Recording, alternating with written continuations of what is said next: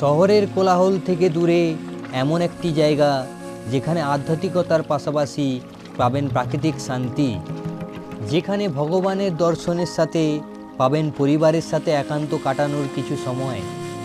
ভগবানের দিব্য আরতি দর্শনের সাথে এখানে পাবেন চোখ জোড়ানো স্থাপত্যের নিদর্শন। বিশ্বাস ও সৌন্দর্যের মেলবন্ধনে তৈরি এই জায়গাটি হলো কলকাতার বুকে অবস্থিত স্বামীনারায়ণ মন্দির।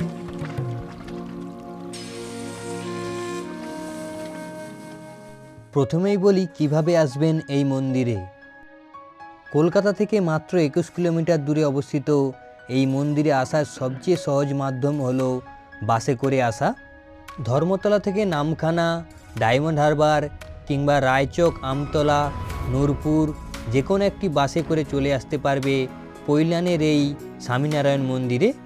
সময় লাগবে আধা ঘন্টার মতো এবং ভাড়া পড়বে 25 টাকা করে মাথা পিছু। এছাড়া ট্রেনে করেও এই মন্দিরে আসা যায়। ট্রেনে করে এই মন্দিরে আসার জন্য চলে আসতে হবে শিয়ালদা স্টেশনে। শিয়ালদা থেকে আবার বজবজ লোকাল ধরে নামতে হবে মাঝেরহাট স্টেশনে।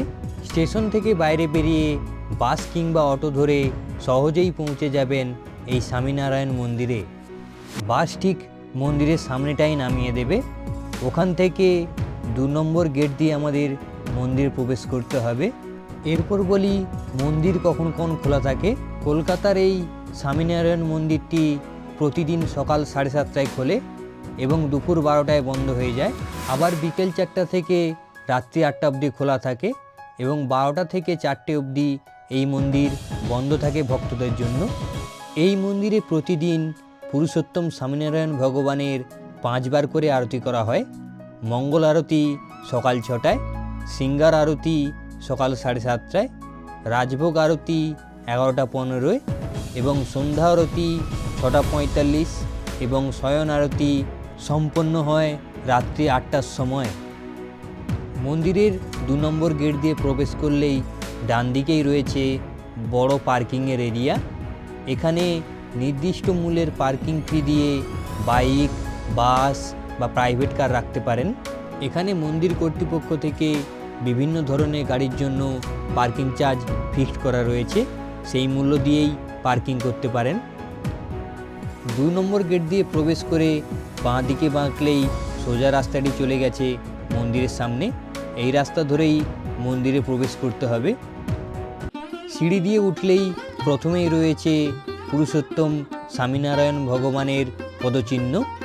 পদচিহ্নের একদম সামনেই রয়েছে পুরুষোত্তম স্বামীনারায়ণ ভগবানের সে বিশাল মন্দির। রাস্তার দুপাশে রয়েছে খুব সুন্দরভাবে সাজানো গোছানো মন্দিরের 2টি উদ্যান এবং তার দুপাশেই রয়েছে খুব সুন্দরভাবে সাজানো গোছানো বসার জন্য জায়গা, যেখানে বসে কিছুটা সময় শান্তিতে কাটাতে পারবেন। চলুন সিনেম্যাটিক শটের মাধ্যমে আপনাদের মন্দিরের পরিবেশটা ঘুরিয়ে দেখাই।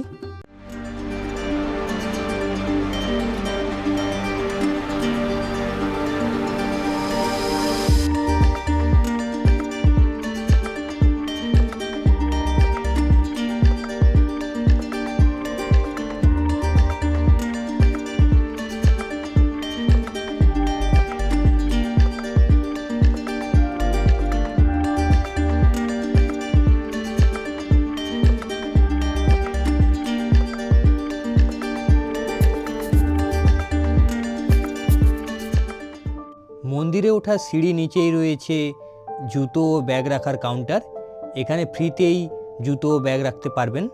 মন্দিরের একদম সামনে থেকে ভিডিওগ্রাফি বা ফটোগ্রাফি অ্যালাউ নেই, তাই মন্দিরের ভিতরের দৃশ্যটি আপনাদের দেখাতে পারলাম না।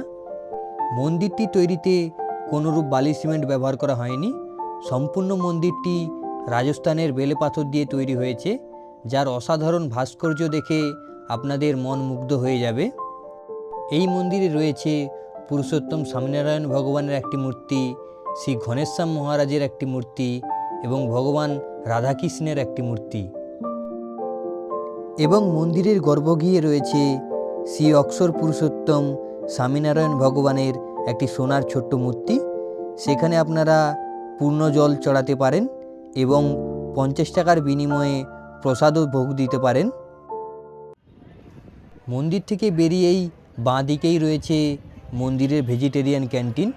এখান থেকে আপনারা বিভিন্ন ভেজ খাবার পাবেন। ক্যাশ কাউন্টারের উপরে বিভিন্ন মেনু চার্ট দেওয়া রয়েছে এবং তাদের রেট দেওয়া রয়েছে। আমি 50 টাকা দিয়ে 1 প্লেট খিচুড়ি নিয়ে নিয়েছি। রাজভোগ আরতির পরই আপনারা কাউন্টার থেকে খিচুড়ি পেয়ে যাবেন। 50 টাকায় 1 প্লেট খিচুড়ি দিয়েছে।